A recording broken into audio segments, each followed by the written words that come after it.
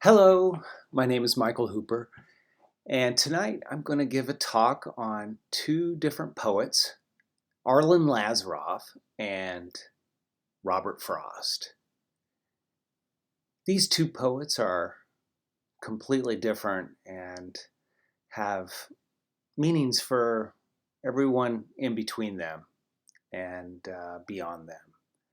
So let me introduce you to Arlen Lazaroff. He was an Omaha, Nebraska poet who was popular in the poetry clubs and cafes in Omaha in the 1980s and 1990s and early 2000s, um, frequenting places like the Antiquarian Bookstore and other places where poetry readings were common.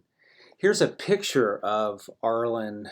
It's kind of hard to make out, but he is in the middle, and that's Joe Mettenbrink and Buck Bowen. Joe Mettenbrink has the James Taylor album, but Arlen is. This is in 2005. His health is not that great, and he actually dies that year at age 46. But Arlen was a friend of mine for 20 years, and we enjoyed each other's passions for ghost towns and folklore and poetry. We even wrote a book together called Shattered on the Plains. And tonight I'm thinking about him after I just finished reading a mega book about the life of Robert Frost by Jay Perini. This book is in huge contrast to the Arlen Lazaroff life, poetry life. But Arlen wrote books like Cowboy Talk in Babylon, and he was kind of a gay leftist, radical, left-wing poet, anti-war kind of guy. He loved Allen Ginsberg and the Beats, and kind of seemed to identify with them. Some of the other books that Arlen wrote were Noise Equals Life. Much of his life story is in this, but it's full of great poems. I was just digging through his archives. He would write poetry books in these, notebooks. And here's one of them. And this is a one of a kind. Sometimes these poems would end up in these published books. Sometimes they didn't. But, he's writing a poem about, a reckless cowboy shooter type, who's blowing everything up and out of control and psychopathic and shooting bullet holes in my world, turning it into an unsafe place. And it's making the earth shake and it's making the ground quake. Someone's been rocking my world. Someone's been sleeping in my bed with strange creatures of the forest, with spooky beings of the night. Someone's been occupying the spare room in my head. And they're making a shambles of the sacred house. They've been at spiritual warfare in my room and in my bed. Yeah, so says Arlen Lazaroff. And he says, for what it's worth, if anything, a few coins and a collection plate can play a few danceable selections on the jukebox the bartender feeds when he feels like it. It usually happens when there are no guns or weapons of any kind around. Everybody's happy when the violence stops. And nobody's demanding those candy-coated rocks made of Clorox and Ajax and traces of ammonia and the dust of the ground. I think it's about time all of us at home turned all that off and glued one eye to somebody standing next to us and glued one ear to some jukebox music from far away playing happier tunes from yesterday. So says Arlen Lazaroff. I just love the sound of his voice. He was kind of a nasally sounding kind of whiner. He's going, I just don't want to be in poetry all the time. I don't want to deal with those people at my job. That's what he would say. He would call me up and complain about trying to keep a job. And then finally one day he got the best job in the world, and that was at Canesville, where he organized their psychedelic rock collection. And that was the last years of his life. And they honestly were, in some ways, the finest of his days. But his poetry really is still kind of a underground, not well known, and just his closest friends have his books. His family members, his brother Arlen Lazaroff has his books, but for the most part, they're hard to get or unpublished, or you can't even find them anymore.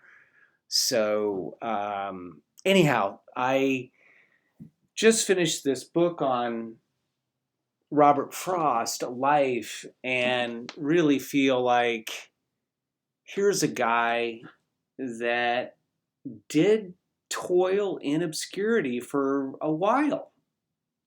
In fact, he wasn't really well known until he was in his 40s, 50s, and then his popularity just became huge. I mean, he won 4 Pulitzer Prizes, which seems a little excessive, it seems. Like, who else should have gotten that award when he did already have 1, 2, and 3? Why did he need a 4th? There was probably a Native American, an African American, a Latino who was equally just as good as Robert Frost, but was probably overlooked because Louis Untermeyer was on the committee recommending one of his best buddies, Robert Frost. So who was advocating for the Latino? Who was advocating for, the African American? Nobody. So that's why much of the discrimination was still very much alive in those times and is still very much alive. But let me get to another point about this beloved American hero, Robert Frost. He had, in a way, the most creative, luxurious life. I mean, he had appointments at universities where he'd make $5,000 a year in the 1930s. And all he had to be was like the poetry in residence at the university, like Amherst and Dartmouth and Harvard and others. He spoke about poetry and had a distinctive style that he curated and made more Yankee as he aged. The curmudgeon, Puritan Yankee. And, honestly, he had a homophobic side to him. This is why he's so far from Arlen, the gay leftist radical beatnik poet. We've got this man, Robert Frost, a kind of taking offense to a gay poet at a university where Robert was teaching. So he he wanted this poet to be fired, and it was kind of disturbing. Um, and I took offense to that. I think Robert Frost was really an old school Puritan New Englander, with kind of a bit of vengeance in his blood, and he had some hatreds for certain things and certain behaviors, and one of his first biographers made Robert Frost out to be a monster, for his outlandish behavior at times. But I don't know. I don't think he was a monster per se. I think he had definitely some problems at home, and he had a child who committed suicide, his son Carol, which was extremely tragic, and he had many other tragedies in his life. But for the most part, he lived a very, very blessed life, and he was a entrepreneur as a poet. And that I think I love the most is that he made money with his words. He he continued to publish even into late in life, and his best poetry was probably behind him by that time. But he still continued to write and publish and seek the joy of putting together these poems. And I also loved about Robert Frost that he would work on a poem for not just one time sitting, but he might put it away and then come back to it again and again, multiple times before it makes it into a book. So he was a very disciplined writer, I think, as a poet. He took the craft very, very seriously. He was a professional poet, and he was not going to be sloppy. Arlen was willing to be sloppy. He didn't do a lot of rewriting, and that